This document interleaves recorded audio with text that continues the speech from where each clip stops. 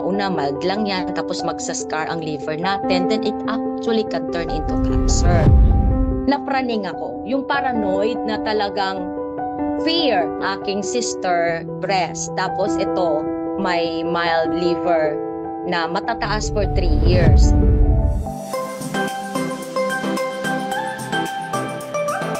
Hello, my name is Fritzi Yapgathat. I am 50 years old, currently working here in Alaska, USA, a registered nurse, a mother of 4 children, and a former Mrs. Alaska Diplomat 2022, and now I am a part-time business woman. We call it like nursepreneur. So since I am working night shift, so I usually sleep like all day and awake all night. Super busy at nagagawa ko pa rin, alam mo yon, sa church, ang chores. Pag once na hindi naman ako nag-work, I do my Zumba, online, mga hula hoop, just to keep myself, alam mo yon, healthy rin, physically. And yun, ginagawa ko siyang ibabalance lang talaga ang time ko. Na-diagnose ako ng mild fatty liver na for 3 years matataas ang liver enzymes ko. And also, may back pain ako sa likod ko. Meron akong mga varicose na talagang nagsushoot ng pain. Parang natakot ako. Bakit? Ang best friend ko, ang asawa ng best friend ko, namatay siya ng liver cancer. It actually started na sumakit lang ang tiyan niya. Nung na-diagnose ako ng liver, so as a nurse, I know what it is. Una-una, mild lang yan, tapos magsascar ang liver natin, then it actually can turn into cancer. Napraning ako. Yung paranoid na talagang fear, aking sister breast. Tapos ito, may mild liver na matataas for 3 years.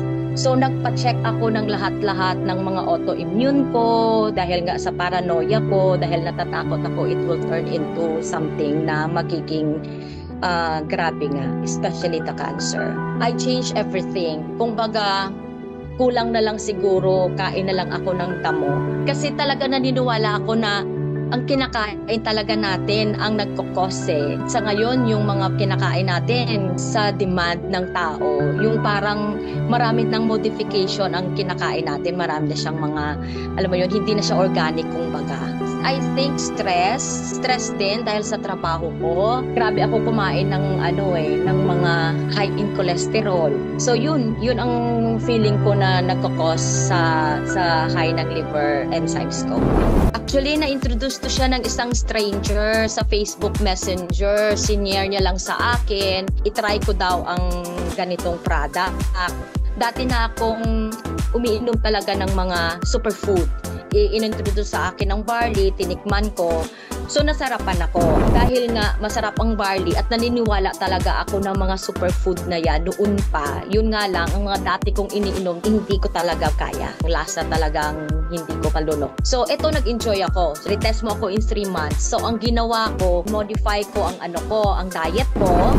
Pero inom ako ng barley capsule. And thank God, alam mo, ang sinabi ng doktor after 3 months, na normalize talaga ang aking liver enzymes. At sinabi niya, whatever you're doing, continue doing it. Hindi lang sa liver varicose ko na nag-shoot ng pain. Sabi ko, ano ba? Bakit nawala din? Kasi sabi ko, siguro sa consistency na rin. At yung mga nararamdaman ko na mga sakit, I used to get injection sa likod. Sabi ko, hindi na siya nagtitrigger. Happy talaga ako sa nagawa ng barley juice. And talagang sarap na sarap ako dito sa barley. Ay, oo naman.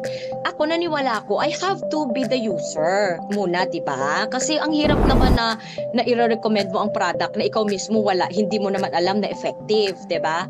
So, yun nga, sabi ko, I have to be a user first before a pusher. So, pati nga anak ko actually, sabi niya, oh my God, mom, this is so delicious. Tapos, yun na-addict na rin siya dyan. Very optimal, kumbaga, ang magkaroon ka ng healthy lifestyle. Hindi lang for me, hindi lang yung panglabas na physical na kailangan fit ka, gito. Kailangan din natin is whole approach, kumbaga. Narinig mo na yung you are what you eat. something like whatever you feed your mind, your body, and your spirit, yun magiging resulta mo. Basta be active, keep moving. Alam mo yon, hindi mo kailangan na mag-gym. Just keep moving kahit nasa trabaho ka, every hour, get up and walk, parang ganon. Stress can kill you actually. Akala nila siguro, ganito ganila. Pero ang stress, once ma-stress ka, lahat na yung inflammation sa loob ng mga katawan natin.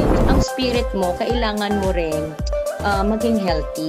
Kaya i-balance mo rin ang relation mo kay Lord to have a healthy lifestyle. Balance na lifestyle ang sa akin. Hi, I'm Fritzy Yap Gathat and I choose JC.